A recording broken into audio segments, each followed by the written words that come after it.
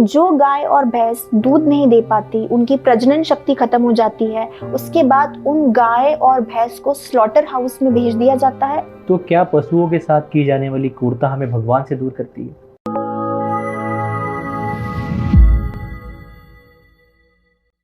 कोई तो है वो निज़ाम हस्ती, चला रहा है वही खुदा है।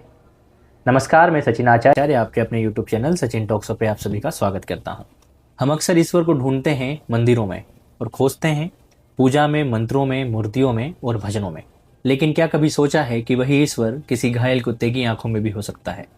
तो आप कहेंगे कि आज के इस भौतिक जगत में यह संभव नहीं है, लेकिन ऐसा हुआ है आज की हमारी चेयर ऑफ द गेस्ट सुश्री निकिता गौर के साथ, जो पेशे से तो शिक्षक एवं एक लेखिका हैं, लेकिन वास्तव में अगर मैं बात करूं तो वो है एक संवेदनशील आत्मा, जिनके लिए आध्यात्म का अर्थ केवल पूजा नहीं बल्कि हर उस जीव में ईश्वर को देखना है जो इस धरा पर जीवित है। आज का हमारा ये पॉडकास्ट एक केवल सार्थक चर्चा नहीं बल्कि अनुभूति की यात्रा है, उस व्यक्ति की जिसने उस जीवन को जिया है। तो लीजिए आज के इस पॉडकास्ट को आप शुरू करते हैं। सबसे पहले बहुत बहुत स्वागत है निकिता जी आपका।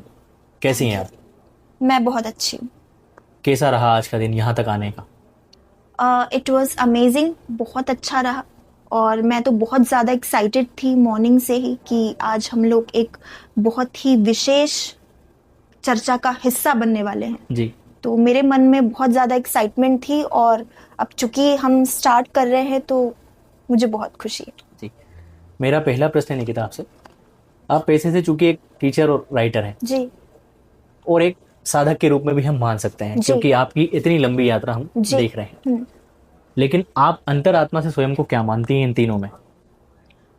सबसे पहले तो अगर मैं अपने बारे में बताना चाहूँ तो बचपन से ही, ऐसी बात नहीं है कि अभी पिछले कुछ 3 सालों से या पिछले 4 सालों से मेरे मन में कुछ भाव जागृत हुए हैं जानवरों के प्रति या अन्य जीवों के प्रति।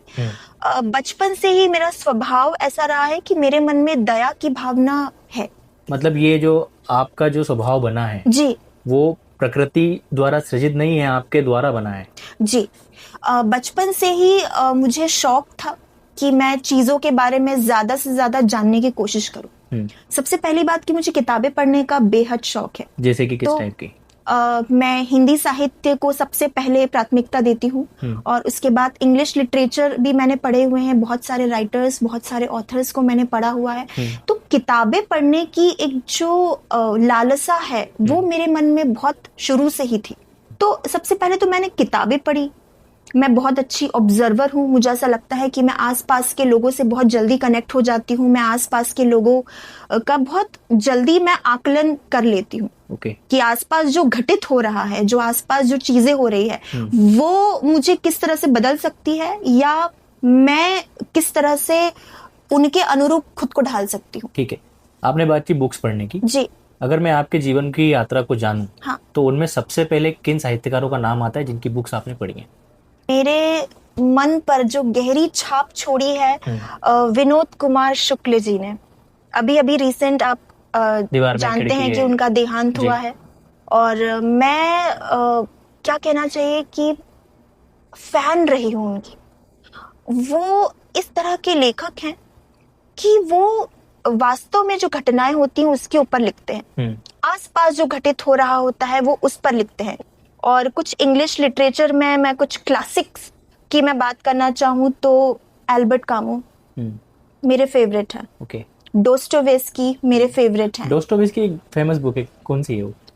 डोस्टोवेस्की की एक फेमस बुक है, जहां तक मैं जानती हूँ द इडियट उनकी सबसे फेमस बुक है, और वो मैंने पढ़ी हुई है। और एक और उनकी बुक है द क्राइम एंड पनिशमेंट, वो भी बहुत फेमस है, बट वो मैंने नहीं पढ़ी है। मैंने द इडियट पढ़ी हुई है। मतलब आपके जीवन की इस यात्रा को अगर हम जाने तो उसमें साहित्य का, चाहे इंग्लिश लिटरेचर की बात करें या हिंदी साहित्य की बात करें, दोनों की ही महत्वपूर्ण भूमिका रही है।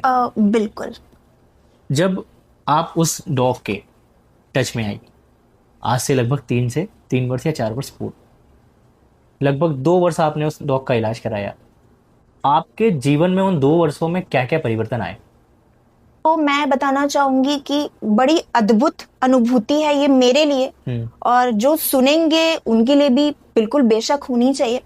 बात है 27 जनवरी 2023। ओके। 27 जनवरी 2023 को मेरे घर के पास एक स्ट्रे डॉग का एक्सीडेंट होता है, और बहुत ही पेनफुल एक्सीडेंट होता है। अब एक्सीडेंट तो 27 जनवरी को होता है, लेकिन उसके ठीक एक दिन पहले रात में मुझे एक ड्रीम आता है, एक सपना आता है। और सपने में मैं क्या देखती हूँ? सपने में मैं ये देखती हूँ कि एक कार आ रही है और वो बहुत तेजी से आ रही है, और क्लियर, मतलब मुझे याद है अभी भी वो सपना, मेरी मेमोरी में है। एक कार आ रही है, बहुत स्पीड से आ रही है, और उस कार ने किसी को हिट कर दिया है। ठीक है। मुझे ये क्लियर दिखा, मुझे ये नहीं दिखा कि मतलब उस कार के नीचे मतलब कौन आया है।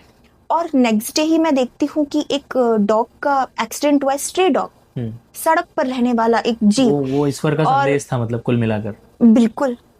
और ये सेम अनुभूति मुझे 7 दिसंबर 2022 सुबह 5 बजे के तकरीबन हुई थी। मेरे पेरेंट्स हरिद्वार से वापस आने वाले थे। ठीक है। और वही सेम डॉग जिसका एक्सीडेंट हुआ था 27 जनवरी 23 को, वही सेम डॉग सुबह सुबह 5 बजे ठीक मेरे घर के सामने बैठा हुआ था। और जैसे ही मैं बाहर निकली और मैंने उसको देखा तो मुझे बड़ा अजीब महसूस हुआ। मुझे ऐसा लगा कि उसको हेल्प चाहिए।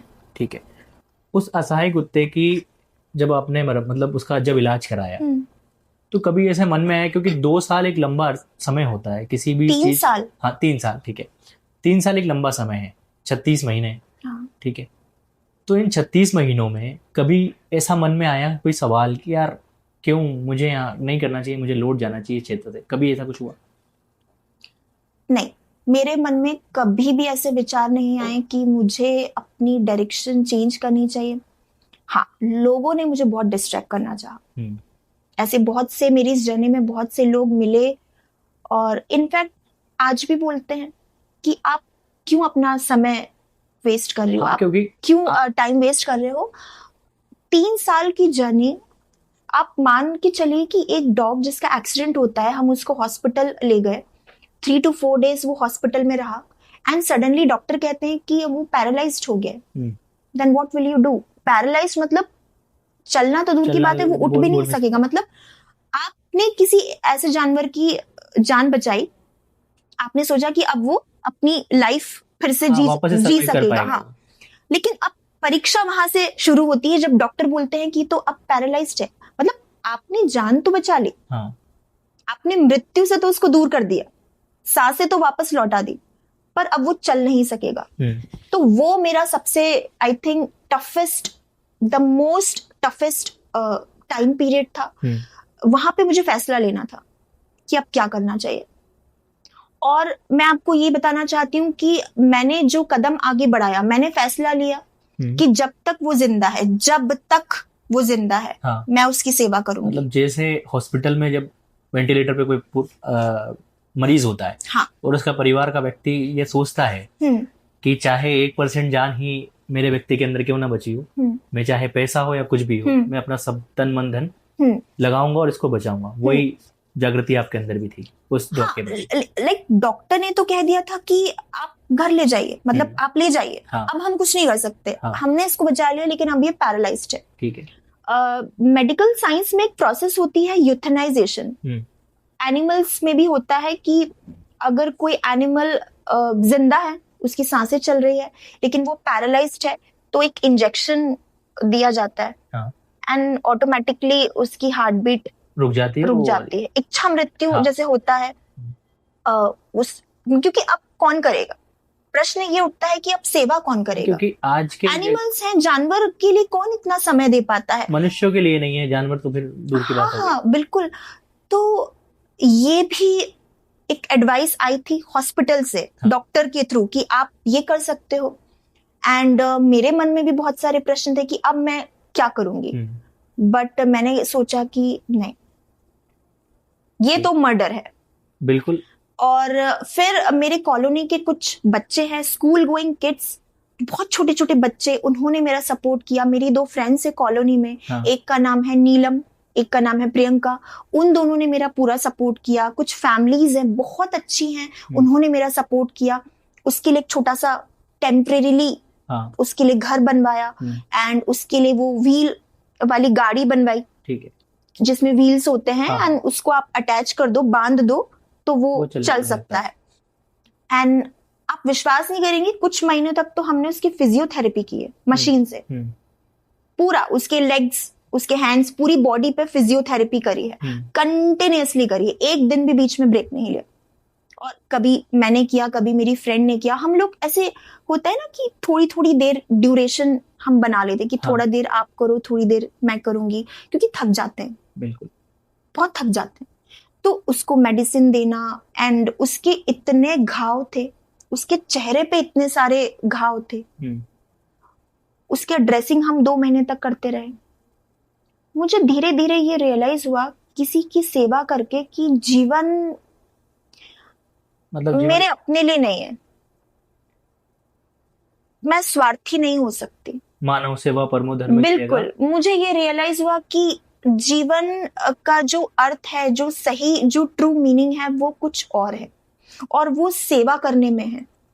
और सेवा से बड़ा कोई धर्म नहीं होता, बिल्कुल, क्योंकि ये मैंने खुद किया है, मैं खुद इसकी साक्षी हूं कि सेवा करने से आपके भाव बदल जाते हैं, आपके पूरे विचारधारा बदल जाती है, जीवन जीने का आपका पूरा तरीका बदल जाता है। आपके लिए आध्यात्म क्या है? मेरे लिए आध्यात्म बचपन से भी और अभी से भी, मतलब मेरे थोड़े से जो थॉट प्रोसेस है वो अलग है। मैं बहुत ग्राउंड लेवल पर बातें करती हूँ।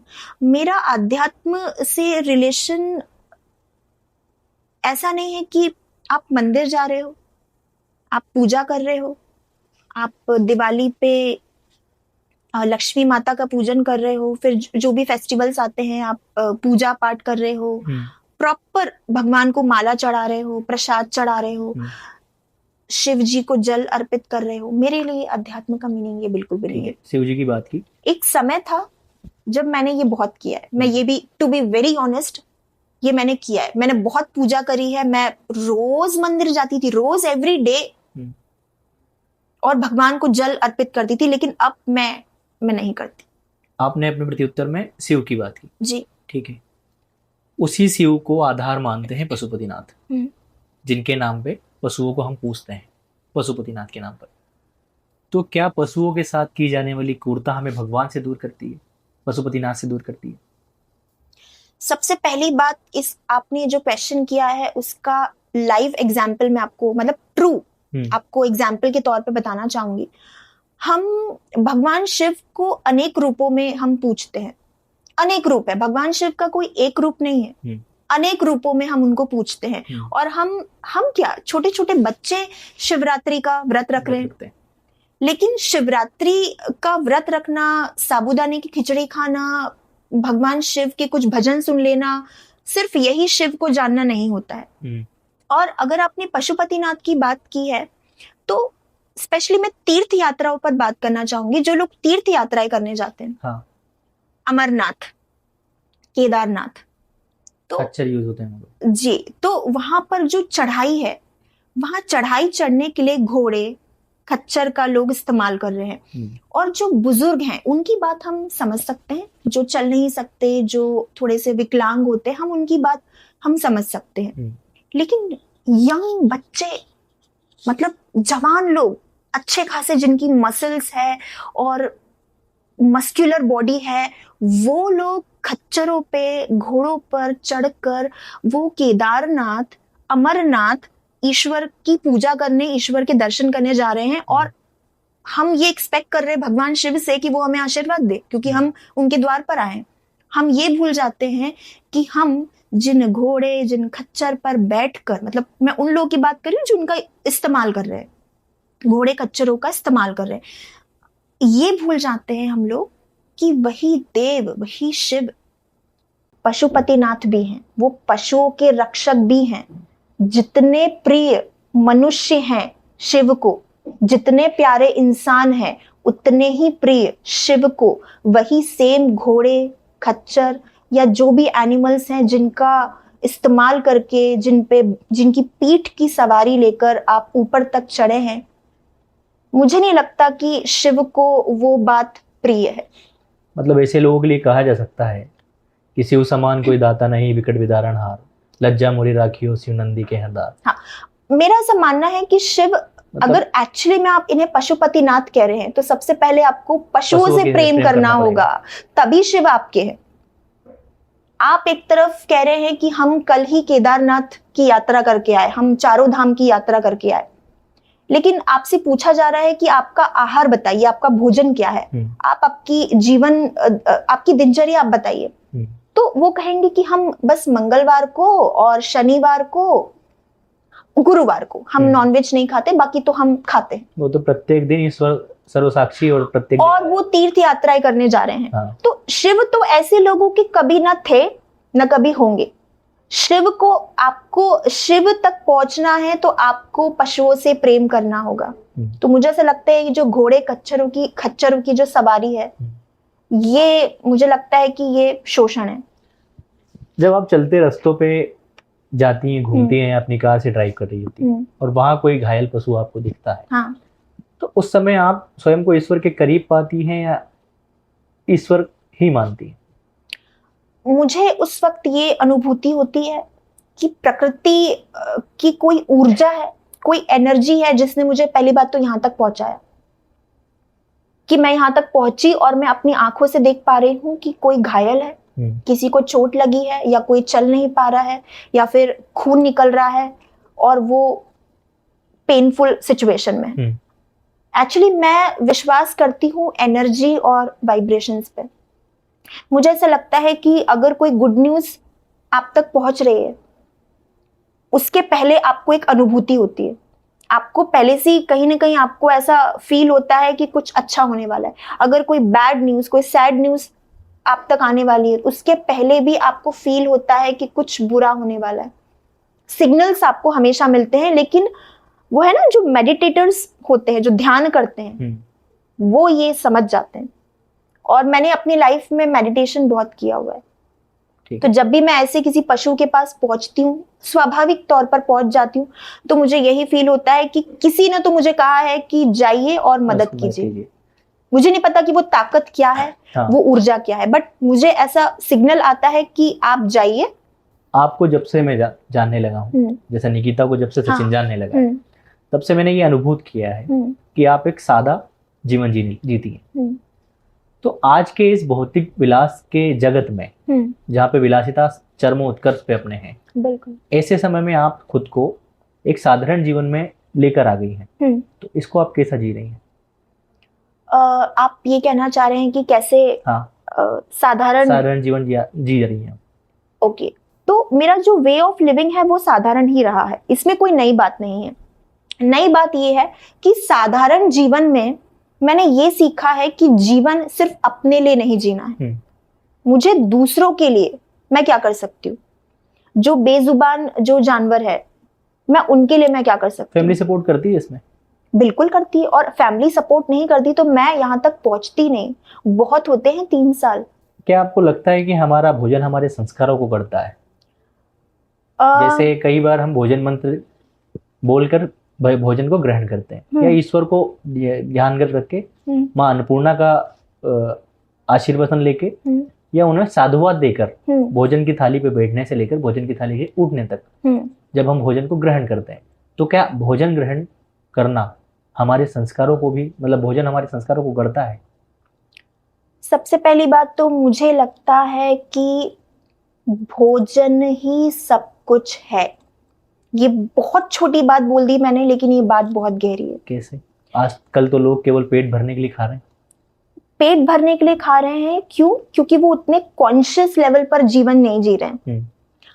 उनका रिलेशन बस अपनी बॉडी से है, मतलब वो कहते हैं ना, बस फिजिकली फिट दिखना है। हाँ। मसल्स जब तक नहीं दिखेगी तब तक उनको मजा नहीं आता। 6 पैक एब दिखने चाहिए। हाँ, जब तक बॉडी में प्रोटीन नहीं जाएगा, न्यूट्रिशंस नहीं जाएंगे, तब तक उनको ऐसा लगता है कि हम क्या है, हमारी बॉडी क्या है।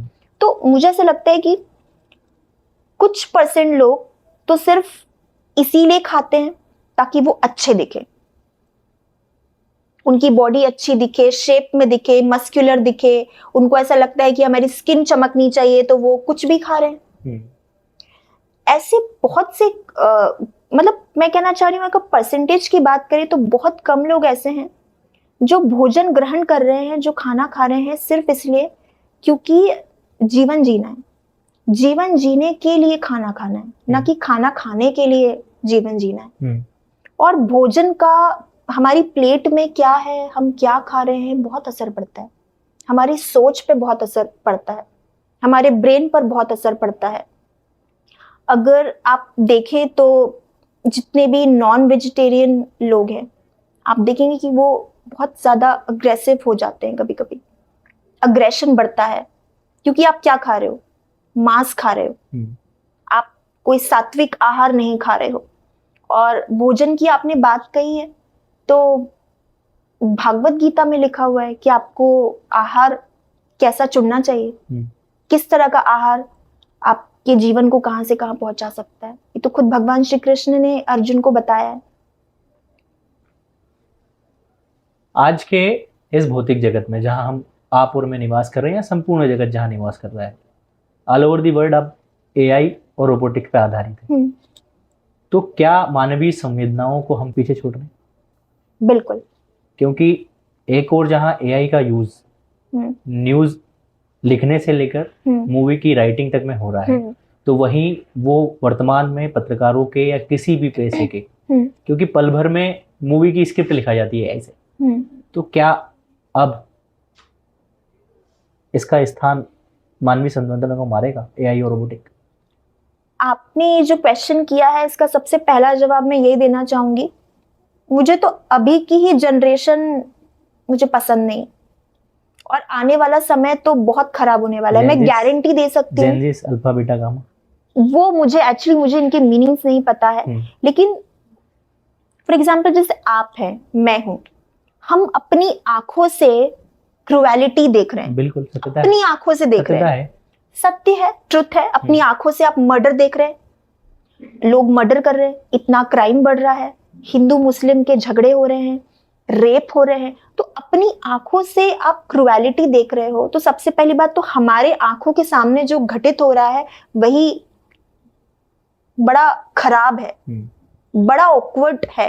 तो मुझे आज ही की जनरेशन पे भरोसा नहीं, और आने वाला फ्यूचर तो बहुत खराब होने वाला है। ये तो लाइक मैं क्यों बोल रही हूँ मुझे नहीं पता, लेकिन आने वाला समय और भी खराब आने वाला है।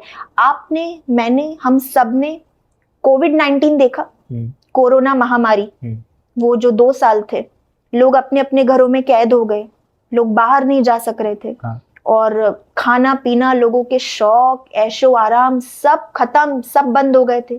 कितने लोगों की जानें गई। तो प्रकृति का कहर हम सबने अपनी आंखों से देखा है, तो भी कहां सुधर रहे हैं लोग। सुधरने की कोई गुंजाइश ही नहीं मुझे नजर आ रही, क्योंकि इतनी बड़ी महामारी, इतनी बड़ी पैंडेमिक आई। आपने देखा होगा न्यूज में कि फैमिलीज चले गई। मैंने तो खुद अपनों को खोया, परिवार चले गए हैं। मैंने खुद अपने भैया को खोया है, मामा जी को खोया है, मतलब उसी बिल्कुल। हाँ, तो यहाँ पे एक सिग्नल है प्रकृति ने। एक वो होता है ना, जैसे फिल्म आती तो पहले ट्रेलर आता है, सिग्नल दे देती है, ट्रेलर आता है, उसके बाद फिल्म आती। तो ये ट्रेलर था, प्रकृति ने आपको ट्रेलर दिखाया कि आप अभी भी सुधर जाइए।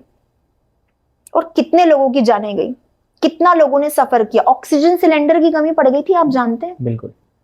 तो प्रकृति जब अपना कहर दिखा रही, पंजाब में अभी बाढ़ आई, तहस नहस हो गया सब कुछ, भूकंप आ रहे हैं, कितना नेचुरल डिजास्टर हमें देखने को मिल रहा है, पोल्यूशन, ग्लोबल वार्मिंग।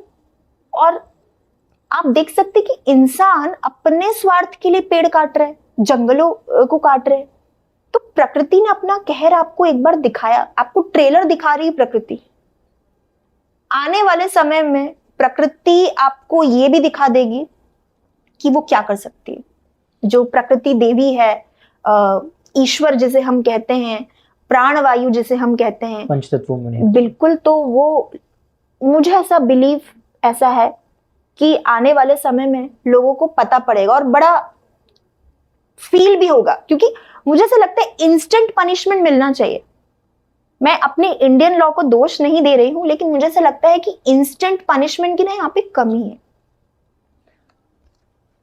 आप शिक्षक हैं जी। कई सेशंस आप लेती भी होंगी, हाँ, बाहर भी आप जाती होंगी। हाँ।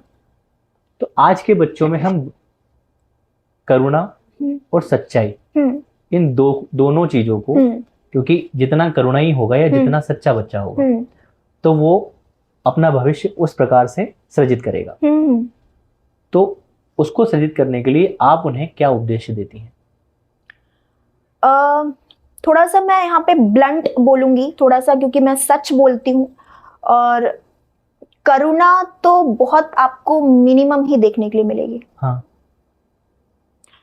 आपको निस्वार्थ लोग बड़े कम देखने को मिलेंगे, ये सच्चाई है।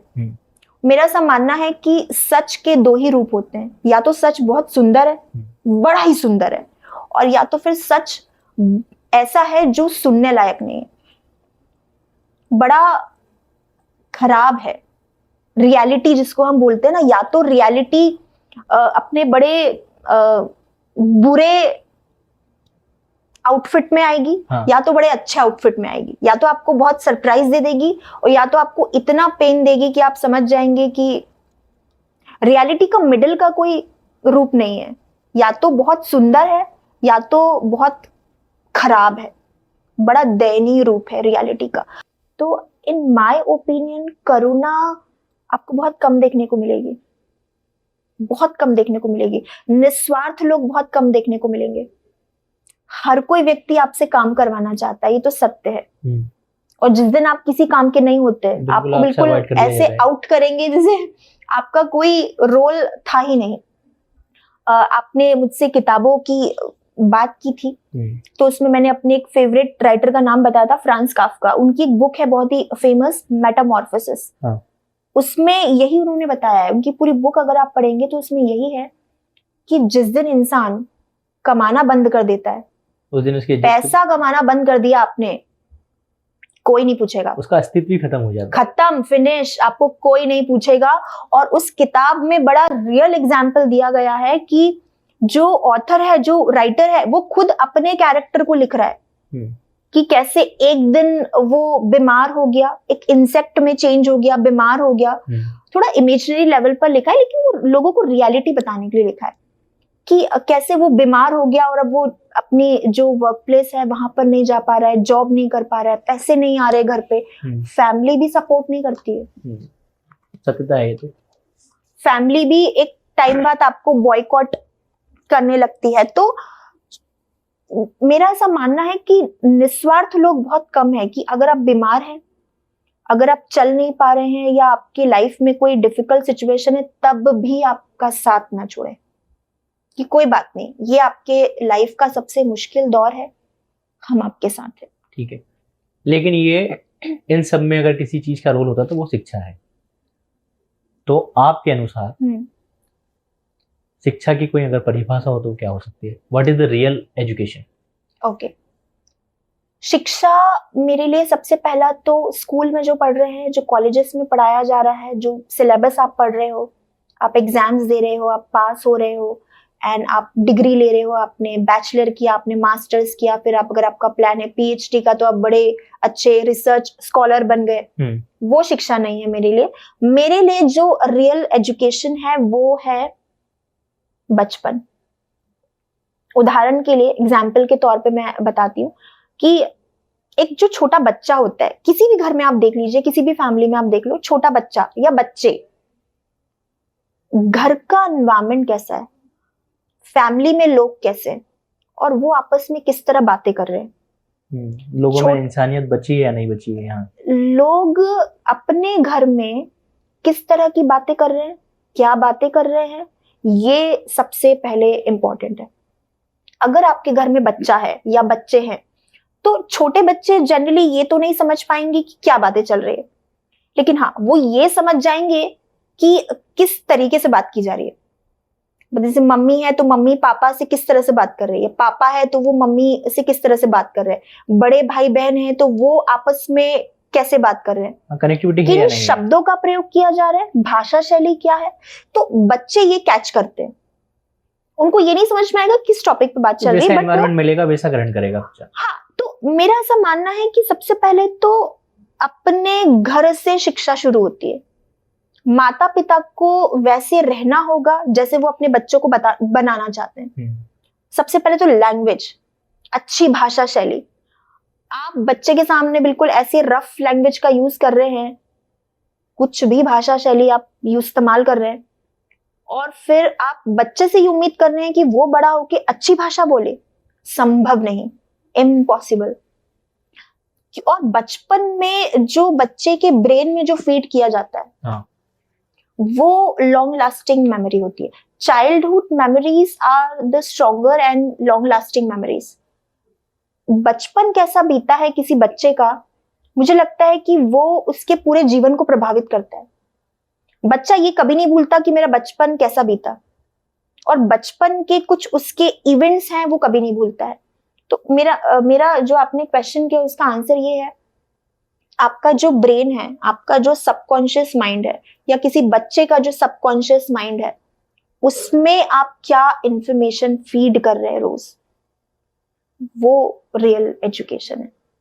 अगर मैं निकिता से चाहूँ कि आज के युवाओं को कोई संदेश देना चाहे, हाँ, मूलतः 2 या 3 या 4, हाँ, जो भी गाइडेंस है आज के युवाओं के लिए, क्योंकि हाँ, आज का जो समय है वो केवल बिगाड़ने वाला समय है, क्योंकि किसी को केवल टच करना और उसको इस चीज के लिए इन्फ्लुएंस करना कि ये तू कर सकता है, तो वहां से पटरी गाड़ी की चेंज हो जाती है। तो ऐसे पटरी से उतरे हुए युवाओं के लिए अगर निकिता के मुख बिंदु से कोई गाइडेंस निकले तो वो क्या होगी? युवा वर्ग के लिए या बच्चों के लिए? युवा वर्ग के लिए। ठीक, तो युवा वर्ग के लिए तो सबसे पहले मैं यही एडवाइस देना चाहती हूँ कि आप अच्छे ऑब्जर्वर बने। अच्छे ऑब्जर्वर का मीनिंग ये है कि आपके आसपास जो चीजें हो रही है, आप सबसे पहले तो ध्यान से देखो। अगर आपने इवन न्यूज में भी पढ़ा है कि किसी महिला का रेप हुआ है, तो आप अपने बड़ों से, मैं कह रही हूं, आप पूछो कि ये किस तरह का अपराध है। आप पूछिए, आप शर्माइए मत, आप पूछिए कि ये किस तरह का अपराध है और ये क्यों हो रहा है, इसके पीछे कारण क्या है। तो आप एक अच्छे ऑब्जर्वर बने। दूसरा मैं एडवाइस देना चाहूंगी कि अपनी बुद्धि, अपने विवेक का प्रयोग कीजिए। किसी ने कहा वहां चले जाइए, आप चले गए। किसी ने बोला, आपकी फैमिली ने बोला या आपके रिलेटिव ने बोला कि आप इसमें करियर बनाओ, तो आपने मान लिया और आप उसी में चले गए। भले आपका मन नहीं है लेकिन आप चले गए और फिर बाद में आप पछताते हैं। अपनी बुद्धि, अपने विवेक का प्रयोग कीजिए। आपको क्या अच्छा लगता है, आपको क्या करना है। तीसरा मैं ये कहना चाहूंगी कि टेक्नोलॉजी इतनी आगे बढ़ रही है, इसमें आप किताबें पढ़ना ना भूलें। साहित्य, दुनिया भर का साहित्य है। आप लाइब्रेरी जाइए, अगर आपको लाइब्रेरी में नहीं बैठना है, आप बुक ऑर्डर कीजिए, आप किताबें पढ़िए। आप किताबें पढ़ो। किताबें जीवन का आईना है। किताबें एक्चुअली क्या होता है कि जब आप एक राइटर की किताब पढ़ते हो ना, तो आपको ऑटोमेटिकली इंटरेस्ट आता है कि मैं अगली किताब और पढूं। बिल्कुल।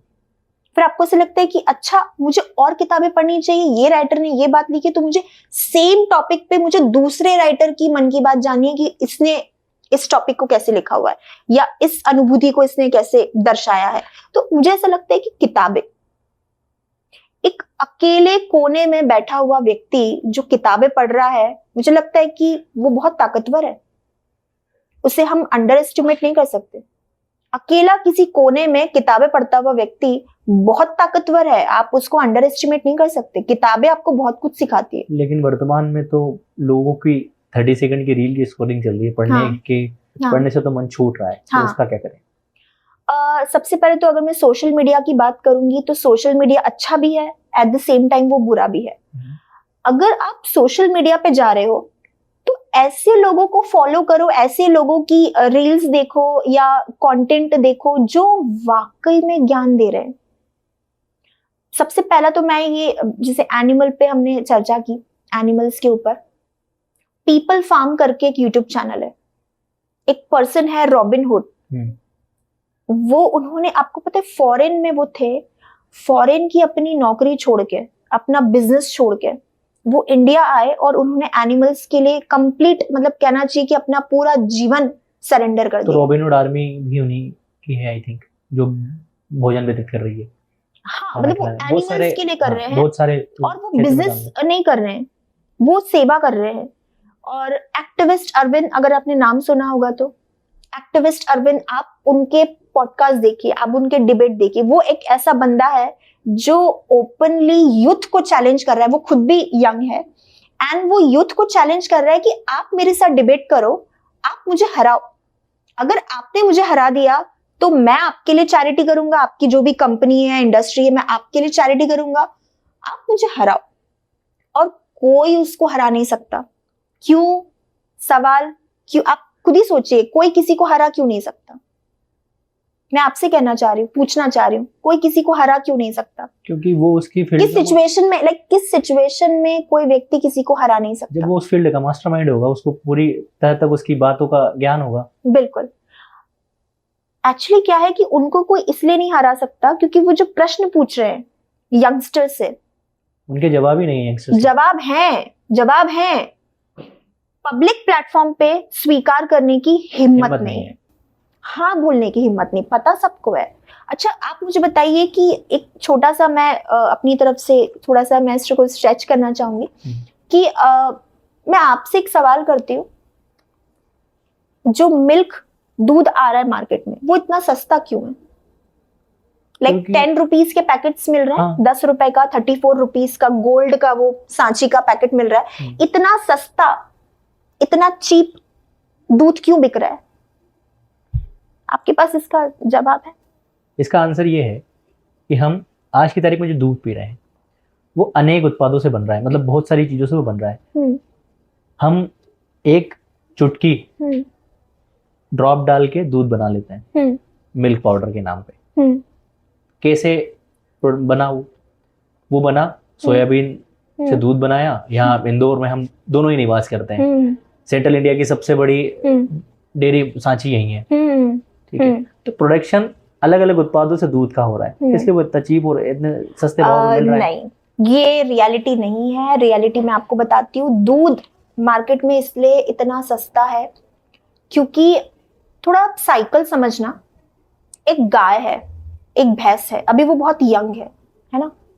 और आप भी जानते हैं, मैं भी जानती हूँ, हमने सबने साइंस पढ़ा हुआ है, चाहे वो ह्यूमन बीइंग हो चाहे वो एनिमल हो, रिप्रोडक्शन की एक सर्टेन एज होती है, चाहे वो इंसान हो चाहे वो एनिमल हो। तो एक एज के बाद गाय दूध नहीं दे सकती, वो मां नहीं बन सकती, वो प्रेग्नेंट नहीं हो सकती, ठीक है।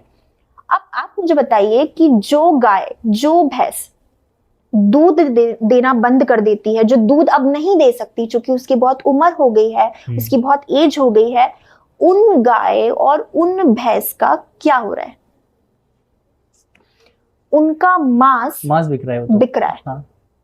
और हमारा इंडिया, हमारा जो भारत देश है, हम 15 अगस्त और 26 जनवरी पे इतना हम भारत देश की न जाने क्या क्या स्पीचेस हम तैयार करते हैं। हमारा यही भारत देश, प्यारा महान भारत देश, सबसे बिगेस्ट बड़ा बीफ एक्सपोर्टर है, बिगेस्ट बीफ एक्सपोर्टर है। यहां से मांस दूसरी जगहों पर एक्सपोर्ट हो रहा है। तो जो गाय और भैंस दूध नहीं दे पाती, उनकी प्रजनन शक्ति खत्म हो जाती है, उसके बाद उन गाय और भैंस को स्लॉटर हाउस में भेज दिया जाता है और उन्हें अलग अलग स्टेजेस से पार करवाया जाता है। जैसे कि ट्रक से लाए गाय और भैंस को, उनको उतारा, उनको लेकर गए, और वहां पे सीसीटीवी कैमरास नहीं होते, उनको लेकर गए। सबसे पहले गाय और भैंस को करंट के झटके दिए जाते हैं, जिंदा है वो, अभी भी जिंदा है। उसके बाद फिर अगेन कुछ और स्टेजेस होती हैं जहां पे उनके बिल्कुल यहाँ पे फोरहेड पे कुछ पिंच किया जाता है, उनको यहाँ से कुछ खून निकाला जाता है, एंड ताकि उनका नर्वस सिस्टम थोड़ा सा पैसिव हो जाए, माइंडेड करते हैं। एंड फिर उसके बाद उनके धीरे धीरे डिफरेंट बॉडी पार्ट्स को कट किया जाता है, वो जिंदा होती है। पहले उनकी खाल उतारी जाती है, फिर अगली स्टेज पे ले गए, फिर वहां पे करंट के कुछ वायर्स उन पे फेंके जाते हैं। उसके बाद फिर धीरे धीरे उनके अदर बॉडी पार्ट्स को काटा जाता है, वो जिंदा। ऐसा भी नहीं कि ह्यूमन बीइंग्स में कुछ ऐसा एनेस्थीसिया वाला पोर्शन उनके साथ भी किया जा रहा है, नहीं। तो बेरहमी से उनको मारा जाता है, जिंदा जिंदा। ऐसा नहीं कि कुछ एनेस्थीसिया वाला कुछ मैटर होता है, नहीं, जिंदा। और उनका मांस बिक रहा है। तो जो गाय और भैंस आपको दूध दे रही है, उसी का मांस मार्केट में भी तो बिक रहा है, इसीलिए दूध सस्ता है। जिस दिन ये मांस बिकना बंद हो जाएगा, दूध महंगा हो जाएगा, प्रॉफिट कैसे होगा? और आप मुझे बताइए कि जो भैंस होती है, भैंसा क्यों नहीं दिखता? मेल का क्या होता है? गाय में भी आप देखिए मेल का क्या होता है? मेल, क्योंकि वो बड़ा होके वो मां नहीं बन सकता, वो प्रेग्नेंट नहीं हो सकता, मेल तो नहीं हो सकता ना, तो उसको तो मार दिया जाता है। और जो फीमेल होती है उनको बहुत टॉर्चर दिया जाता है। ठीक है। तो बहुत, मतलब मैं ये कहना चाह रही हूं कि जो मिल्क का जो प्रोडक्शन है ना, ये एक प्रॉफिट बन गया है, एक बहुत बड़ा बिजनेस बन गया है। And dairy industry and non vegetarian industry, they both are relevant to each other. मैंने अपना आंसर इसलिए इतना छोटा दिया था क्योंकि मैं उसको रिलेवेंट नहीं करता। हाँ। मेरे लिए दूध का पाउच बस सांची की दूध की डेयरी वाला है। क्योंकि आज ना तो हमें गाय देखने को मिल रही है, ना ही भैंस। चाहे मध्य प्रदेश के मुरैना क्षेत्र में सबसे ज्यादा दूध का उत्पादन होता हो, लेकिन मध्य प्रदेश में वो आंकड़े बहुत कम देखने को मिलते हैं इन मामलों में। तो चूंकि आप इंदौर में निवास करती हैं, तो निकिता एक अंधेरी होने के नाते इंदौर को कैसा देखती? बिल्कुल अच्छा नहीं देखती हूँ मैं, बिल्कुल भी नहीं। कैसे? सबसे पहली बात तो इंदौर शहर की बात हो रही, इंदौर सबसे स्वच्छ शहर में गिना जाता है, मतलब हमेशा टॉप पे रहता है, लेकिन कुछ चीजें हैं जो छुपाई जाती हैं। वास्तविकता है जहां मैं मैंने क्या कहा, रियलिटी के दो ही रूप होते हैं, या तो रियलिटी बड़ी सुंदर है, या तो फिर बड़ी ही थर्ड क्लास, मतलब जिसको आप सुन ही नहीं सकते। तो इंदौर बड़ा सुंदर शहर है, ठीक है, बट जो रियलिटी है वो बहुत ऑपोजिट है। इंदौर की अगर आपने बात कर रहे हैं, यहाँ पे खाने पीने में तो कोई कमी नहीं है, जो बोलो वो मिलता है यहाँ पे। ब्रेकफास्ट में पोहा यहाँ पे फेमस है, सब कुछ मिलता है, मतलब सब कुछ, रेस्टोरेंट, कैफे, छप्पन, सराफा, आपको जहां जो खाना है सब मिलता है। अगर मैं इंदौर की ट्रैफिक की बात करूं, थर्ड क्लास। अच्छा, ट्रैफिक की आपने बात की, इससे जुड़ा हुआ एक प्रश्न है बीआरटीएस। हाँ। इंदौर में करीब 10 लाख बच्चे निवास कर रहे हैं। हाँ। स्टूडेंट। हाँ। वो रहता है भोलाराम और भौरपा के क्षेत्र में। बहुत से मतलब एजुकेशनल इंस्टीट्यूट जो हैं वो भी खंडवा रोड और राव रोड इस साइड पे दूरी पे हैं। बड़े से बड़े संस्थान, या डीएवीबी की हम बात करें, उसके आईआईटी सेंटर की बात करें जहाँ पे सारे डिपार्टमेंट्स हैं, तो वो भी खंडवा रोड पे है। तो जब बीआरटीएस टूटता है इंदौर से, तो वो बच्चा जो भंवरकुआ से विजयनगर मात्र 20 रुपए में जा सकता था आई बस से, उसी बच्चे को आज 200 रुपए पे करने हैं। इसको आप कैसा देखती हैं? मुझे ऐसा लगता है बीआरटीएस का टूटना क्या इंदौर के लिए सही है या गलत है?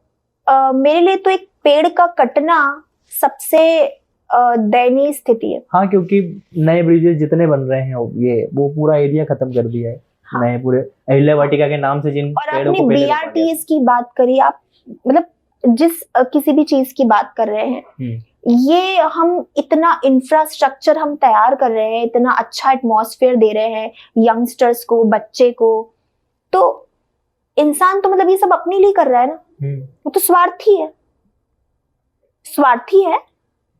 पेड़ काटो, आप तो जंगल काटो, तो पेड़ों पे जो चिड़िया है, जो पक्षी है, लिव इट, मरने दो। ये जो जंगलों में जो जानवर है, ये जो फॉरेस्ट एरिया में जो जानवर है, रहने दो। Who cares? कौन परवाह करता है उनकी? आप तो बढ़िया शहर को सुंदर बनाइए, आप तो बड़ी बड़ी बिल्डिंग्स बनाइए, बड़ी बड़ी इमारतें बनाइए, आप ये पेड़ हटाइए। और फिर जब यही शहर, इसी शहर में जब ग्लोबल वार्मिंग, टेम्परेचर जब राइज होता है, टेम्परेचर जब बढ़ता है, नेक्स्ट दिल्ली ऑफ इंडिया। हाँ, और फिर आप इसी शहर से ये उम्मीद रखेंगे कि ये आपको अच्छी ऑक्सीजनेटेड एयर आपको देगा। हाँ। फिर आपके फेफड़े खराब होंगे, फिर आपको तरह तरह की बीमारियां होंगी, है ना। और आज आप जिस सिटी को बड़ा क्लीन सुंदर शहर बोल रहे हैं, अब एक समय पे अगर यहाँ पे बहुत ज्यादा पॉपुलेशन एंड पोल्यूशन बढ़ेगा, टेम्परेचर बढ़ेगा, ग्लोबल वार्मिंग बढ़ेगा, तो आपका सांस लेना मुश्किल हो जाएगा। तब आप इस शहर के बारे में क्या बोलोगे? फिर तो आप भागोगे कि भैया छोड़ो, अपनी प्रकृति अच्छी, पेड़ पौधे अच्छे, प्लांट्स अच्छे। तो इंसान ये सब जो कर रहा है ना, अपने स्वार्थ के लिए कर रहा है। अपने स्वार्थ के लिए आप किसी की हत्या, किसी का मर्डर क्यों कर रहे हैं? अगर आपको आपके घर से कोई बाहर निकाल दे बेवजह, तो आप तो बोल लेंगे, आप तो बिल्कुल स्टैंड लेंगे कि क्यों मुझे अपने घर से बाहर निकाला जा रहा है। लेकिन वही एक वृक्ष कटता है तो उस पे न जाने कितनी चिड़ियाओं के घोंसले होते हैं, वो उनका घर होता है, घोंसला उनका घर होता है। एक वृक्ष कटता है तो उनका तो पूरा का पूरा घर स्पॉइल हो जाता है, उनके बच्चे मर जाते चिड़िया के। तो वो तो बेजुबान है, तो बोलेगी नहीं, आप तो फायदा उठा रहे हो। मतलब मेरा ऐसा मानना है कि जो ह्यूमन बीइंग है ना, उसका चेतना का स्तर बहुत ज्यादा है, उसके पास विवेक बहुत है, लेकिन वो क्या कर रहा है, अपने से जो कमतर हैं, जिनके पास थोड़ा कम विवेक है, चेतना थोड़ी कम है, वो उनका दुरुपयोग कर रहा है, शोषण हो रहा है। मेरा तो ये मानना है। निकिता, हम अपने पॉडकास्ट के अंतिम पड़ाव की ओर हैं। मेरे कुछ एक दो प्रश्न और आपसे हैं। अगर मैं आपके जीवन को किसी एक वाक्य में परिभाषित करना चाहूं, तो वो क्या हो सकता है? सिंप्लिसिटी। सिंप्लिसिटी। सिंप्लिसिटी। हाँ, जितनी आवश्यकता है उतने ही संसाधन से आप अपना जीवन बहुत अच्छे से जी सकते हैं। ज्यादा संसाधनों की आवश्यकता नहीं होनी चाहिए, मेरा ऐसा मानना है। कम आवश्यकताओं में एक बहुत ही सुंदर जीवन जिया जा सकता है। सिंप्लिसिटी। साधारण जीवन, जैसे कि गौतम बुद्ध, महावीर, स्वामी विवेकानंद जी साधारण थे, बहुत साधारण मनुष्य थे, और एक एज के बाद, एक टाइम के बाद उन्होंने अपने जीवन का उद्देश्य भी जान लिया था। तो वो लंबे समय तक इस सांसारिक जीवन में रहे भी नहीं। तो at the end of the day आपको ये समझ जाना चाहिए कि मृत्यु सत्य है। और हम अपना हर साल बर्थडे सेलिब्रेट कर रहे हैं। सत्य ये है कि हम मृत्यु के और करीब जा रहे हैं। हमारी यात्रा मृत्यु की तरफ है। तो मृत्यु सत्य है, ये मैं हर रोज में ध्यान रखती हूँ, हर रोज, एवरी डे। कुछ इसमें मतलब मेरे लिए बड़ा कुछ शॉकिंग नहीं है कि एक दिन सबको जाना है यहाँ से। आज के पॉडकास्ट का हमारा एक अंतिम प्रश्न उन श्रोताओं के लिए जो हमें सुन रहे हैं, जो हमें देख रहे हैं, उन स्ट्रीट डॉग्स के लिए जिनके लिए आप काम करती हैं, अगर उनके लिए कोई संदेश या आह्वान कोई करना चाहे आप यहाँ से, तो क्या होगा?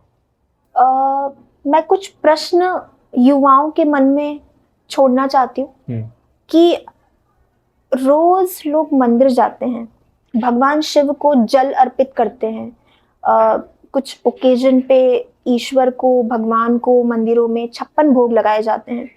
तो जब हम 56 भोग लगा रहे होते हैं, जब हम शिवलिंग को जल अर्पित कर रहे होते हैं, तो उसी क्षण, उसी मोमेंट पे क्वेश्चन अराइज होना चाहिए कि हमारे भारत देश में भूख से और प्यास से उससे ज्यादा लोगों की डेथ हो रही है। भूख से लोग मर जाते हैं, प्यास से लोग मर जाते हैं, जानवर भी मर जाते हैं, ठंड से जानवर मर जाते हैं।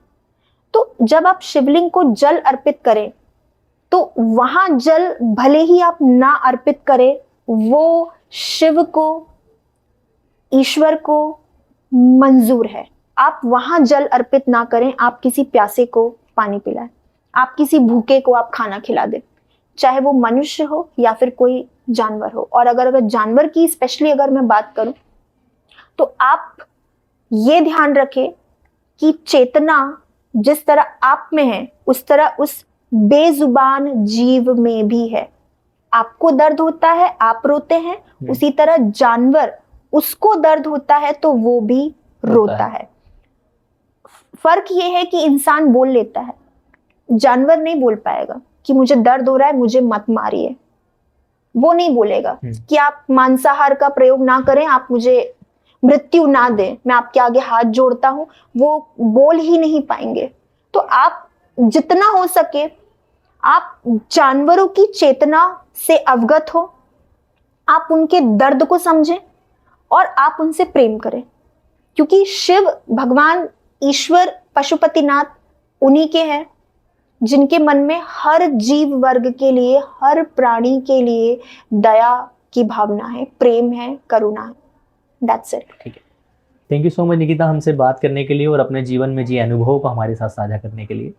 निश्चित ही आज का हमारा ये पॉडकास्ट सार्थक रहा होगा। तो आज से वो लोग जो अपनी थालियों में खाना किसी होटल में छोड़ देते हैं, जब उनके घर की महिलाएं अपने घर में आटा लगाएंगी, आटे को गूंथेंगी, तो निश्चित रूप से एक रोटी गाय की और एक रोटी कुत्ते की आज से वो बनाना प्रारंभ करेंगी। Thank you so much. Thank you so much.